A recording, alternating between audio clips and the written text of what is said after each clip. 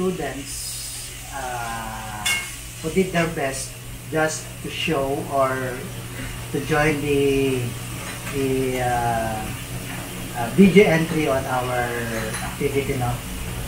But I love those kind of students who try their best para maipakita nila o di kaya may-share nila kanilang kakayahan makabagi sa paggawa ng scale model.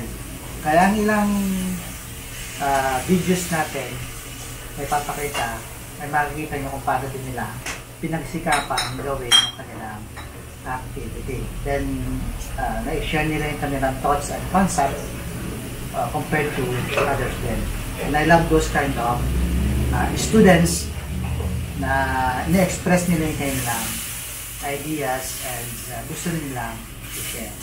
Kaya hope you like these videos. Yan, nasa inyo na rin decision kung galit nyo or sa share. But for them, gusto rin nilang mapanood kung kanilang gawa. Kaya watch it.